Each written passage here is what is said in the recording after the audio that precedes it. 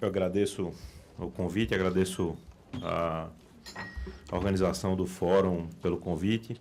Estou com uma situação muito delicada agora, que essa é a última coisa que separa vocês do almoço. E essa é uma tarefa das mais árduas. E, bom, eu assisti muita coisa hoje aqui, aprendi muito, tenho muitas dúvidas novas, trouxe algumas, e tenho muitas novas que eu não dispunha. Mas, como sugestão para a organização do fórum, eu queria deixar uma sugestão da próxima vez, chamar mais três players, que eu acho que faltam aqui. A indústria em si, alguém da indústria falando sobre a visão da indústria de incorporação. A gente falou muito de medicamento, as três instâncias do governo falaram disso. Acho que faltava a indústria falar um pouco, porque a gente sempre aperta a indústria no sentido do preço, do custo-efetividade, etc. e tal. Acho que faltava um posicionamento da indústria. Outra coisa, a justiça. Acho que faltava um pouquinho de tempo para a justiça se posicionar de como que vai balizar a questão judicial. A justiça é um grande provedor de saúde hoje, no fim das contas, né? O secretário de saúde se aconselha, conversa com o promotor de saúde. Não tem essa, é uma relação hoje estabelecida em todos os estados, não tem jeito. E a outra coisa é quem tem a chave do cofre do dinheiro, que não é o Ministério da Saúde. O Ministério da Saúde faz o que dá com o que recebe. Então, assim, se a gente quer mais recurso para a saúde, se a gente quer que investimentos na saúde aumentem nominalmente, a gente tem que chamar quem manda o dinheiro para o Ministério da Saúde. Estou falando mentira para vocês? Não. Então, planejamento, fazenda, etc. e tal. Então, não adianta a gente chamar... o Ministério da Saúde tem um orçamento que não é multiplicável. Então, tem o que dá para fazer e tem o que não dá para fazer. Então, acho que talvez valha a pena a gente chamar algumas dessas outras pessoas. Como o Gil falou antes de mim, e ele fala muito bem dessa parte de tecnologia, de medicamento, eu optei por olhar para um outro lado do problema do tratamento com câncer. Quando eu entrei na faculdade, em 1997, não faz tanto tempo assim, a impressão de um médico, quando se chamava para ver um paciente com câncer, era mais ou menos essa. Eles saíam correndo, era uma sensação ruim, ninguém queria ver o paciente oncológico. Nem os profissionais, os próprios médicos não queriam, não tinham prazer em atender um paciente com câncer, a equipe de enfermagem era uma situação de derrota. E isso, felizmente, vem mudando de maneira substancial nos últimos anos. Vem mudando de uma maneira que até preocupa para o outro lado. Então, quando se formatou, quando eu fui entender alguma coisa de oncologia, eu entendia que quem atendia o paciente oncológico, o primeiro médico dele era o cirurgião, como regra, de maneira geral, fazia uma biópsia ou fazia um tratamento cirúrgico de câncer, encaminhava esse paciente para um oncologista, e o oncologista terminava atendendo esse paciente com quimioterapia, seja ela adjuvante, seja paliativa, junto com uma equipe de enfermagem. Era uma coisa muito resumida. Após isso, a gente vem andando com o tempo e isso vem se tornando, o tratamento do câncer vem se tornando uma situação interdisciplinar. Você vê vários entes da área médica em si, médicos em si, especialistas participando do tratamento do câncer e se juntando e querendo participar e querendo ajudar. Os cirurgiões querendo reoperar o paciente, opera uma vez, opera uma segunda vez, se aquilo não correr bem. Várias áreas da cirurgia querendo ajudar, a radioterapia crescendo como tratamento, os procedimentos de imagem, intervenção. Então, dentro do próprio meio médico, um número muito grande de profissionais que querem lidar com o paciente oncológico, até que a gente começa a expandir ainda mais e colocar outros profissionais da área de saúde para nos ajudar no manejo do paciente oncológico. Então, o paciente passa nessa altura a ser atendido por uma equipe multidisciplinar grande hoje em grandes hospitais, com psicólogo, com enfermeiro, com farmacêutico, me perdoe se eu esqueci alguém, terapeuta ocupacional, a equipe de odonto, o farmacêutico passa a dar orientações também para o paciente oncológico, o enfermeiro, além de todos os profissionais da equipe médica. Isso vem por quê? Vem porque além da gente ter as singularidades do DNA, as singularidades do problema oncológico do paciente, das mutações, do medicamento específico, a gente tem outras coisas. A gente tem uma pessoa que tem todo um processo em torno dela, né? Tem uma questão social. Então, o paciente tem uma dimensão física, ele tem a dimensão espiritual dele, e aí entra o capelão, geralmente, na equipe, dimensão emocional, a família e a dimensão social. E isso varia muito, de contexto para contexto, de lugar para lugar, mas é tão complexo quanto tratar um paciente com droga-alvo, com imunoterapia, com qualquer coisa que o valha.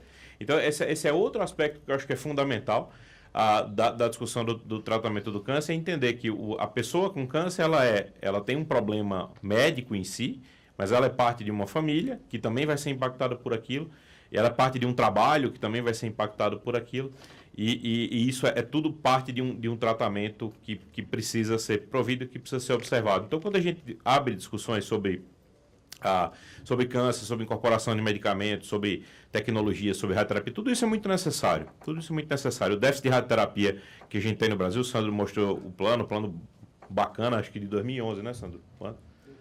2012. Até hoje não tem nenhum aparelho de radioterapia funcionando, não por culpa sua, mas sim, de fato é um plano super elegante, plano bonito, mas que até hoje a gente escuta falar desse plano periodicamente, fala bem dele, mas até agora só como plano. Então, assim, é bacana, precisa evoluir a radioterapia, precisa. Dentro da oncologia clínica em si, da parte de medicamentos, a gente tem um número de incorporações muito baixo pela Conitec, mas, veja, entendemos até certo ponto, pela limitação orçamentária disso, mas, por outro lado, a gente vê pouco, e eu acho que essa é uma coisa que é importante, a gente vê pouco se falar sobre o melhor uso da estrutura que a gente tem, de cuidado paliativo, que claramente aumenta a sobrevida do paciente, de ações sociais, de entender o paciente, veja, tem pacientes que precisam de imunoterapia, tem pacientes que precisam de uma passagem de ônibus. Então, o sistema é tão complexo quanto isso. Então, você tem pontas nele em que você tem PET scan, em que você tem algumas drogas-alvo disponíveis, em que você tem cirurgias com robótica, por exemplo, no ICESP, como no INCA, como muitas coisas são feitas em Barretos, por exemplo, e você tem pontas no processo em que você tem pacientes na área rural e que estão a 300 quilômetros de um centro que preste alguma assistência mínima, que faça um Papa Nicolau. Então, esse é o desafio do Ministério da Saúde. Então, por isso que antes, a gente tem eventualmente que bater no SUS. Essa é uma coisa que o brasileiro tem que fazer, tá dentro do DNA. Mas não dá para negar a quantidade, o tamanho do desafio que é cuidar da população brasileira inteira, e não dá para negar o acesso que se tem a muitas coisas, embora a gente tenha muitos defeitos. Bom, eu acho que esse é um modelo em que a gente projeta como que o paciente com câncer deve ser cuidado, né?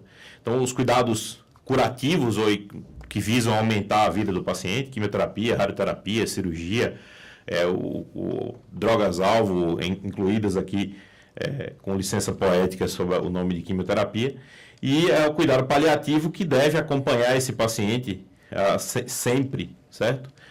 Não só quando não há mais o que fazer, então deve estar presente na barra inteira, ajudando no suporte do paciente. Bom, então, a maneira que a gente fazia antes, que era uma maneira de correr do paciente, dizer, não, olha, o paciente com câncer fica dentro daquele quartinho escuro com mais 2 ou 3 pacientes com câncer e que liga aquela sedação lá e ninguém olha, era essa. E agora a gente tem uma maneira nova que eu também não sei se é tão certa, em que a gente começa a achar tanta coisa para o paciente fazer que falta tempo para o paciente viver. Né? Então, eu fui uma vez num fórum de multidisciplinaridade e eu fui falar depois de umas 10 pessoas, e aí você vê lá, o paciente tem o espaço da quimio, o espaço da cirurgia, o da físio, o da odonto, aí o oncologista consulta e pede um exame, o fono, aí tem radioterapia, metade dos pacientes faz radioterapia em alguma hora, tem imunoterapia, terapia ocupacional, aí a equipe dos cuidados paliativos vem ajudar, terapia alvo que entra em algumas partes, aí faz psicoterapia, o paliativista já coloquei 2 vezes, tá vendo que eu estou valorizando muito, o enfermeiro também dá orientação, o farmacêutico, que chega uma hora que o cara fala assim, que horas que a gente vive aí? Porque tá difícil, né, o tempo inteiro. Então, acho que o truque é fazer, e aí a questão da gestão do sistema, tudo isso precisa estar disponível, né?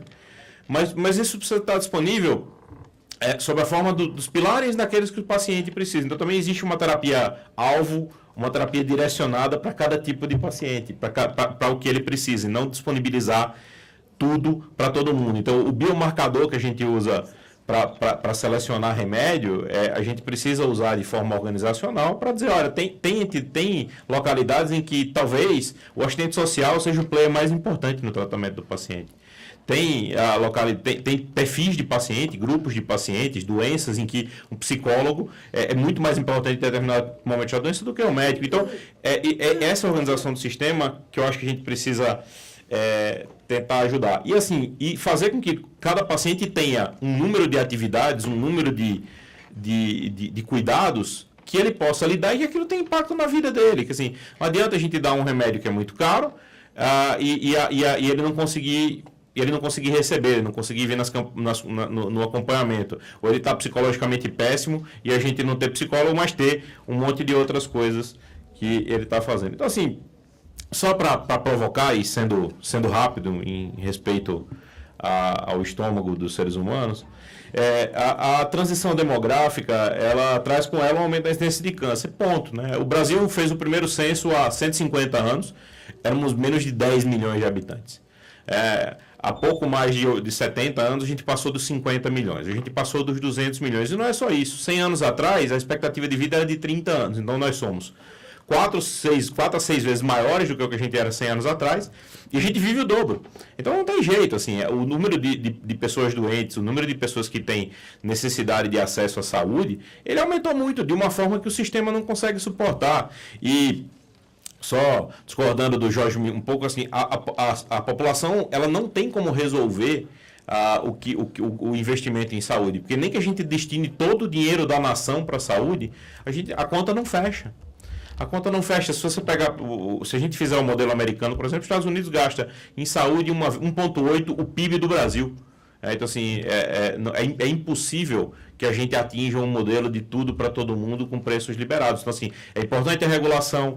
As análises de custo-efetividade são importantes.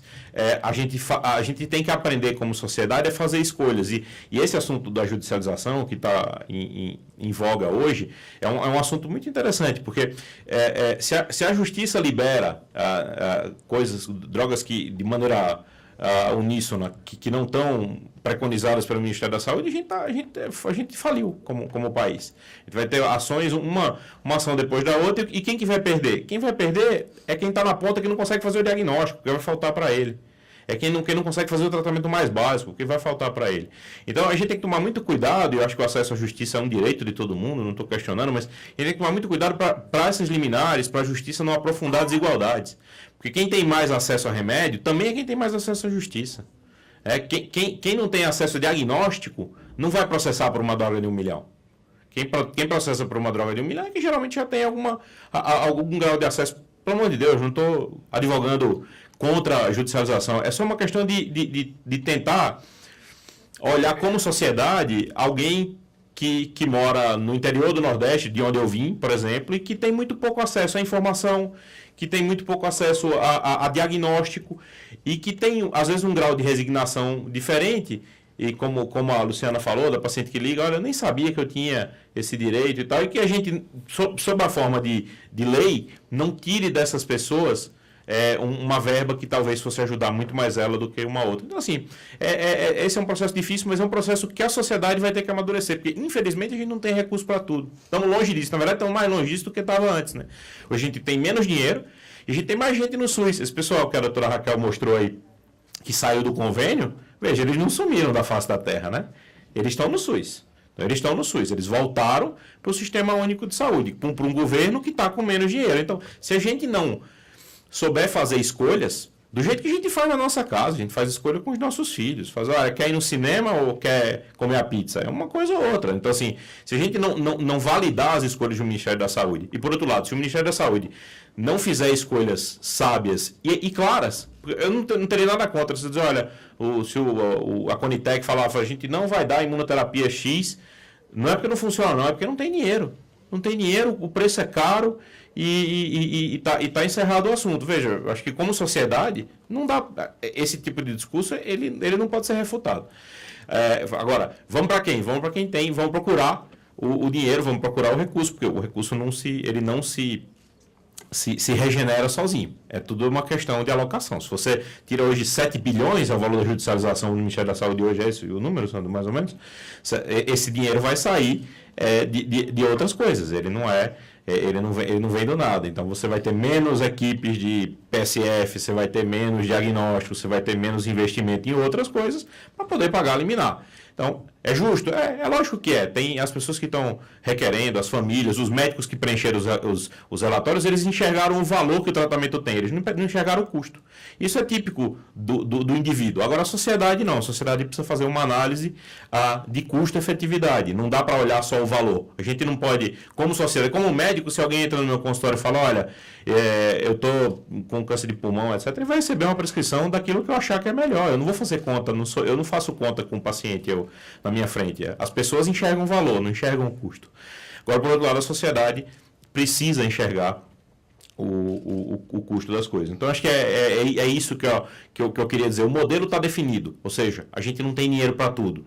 E assim, como que a gente vai, como sociedade, alocar esses recursos? E acho que é essa a discussão que o Ministério precisa puxar, que a sociedade civil brasileira, que vocês precisam participar. Porque essa história, a gente fala que se acabar com a corrupção, vai sobrar dinheiro. Veja, vai sobrar um dinheiro aí, pelo amor de Deus. Tem bastante dinheiro na corrupção. Mas mesmo assim, se a gente acabasse com a corrupção 3 vezes, certo?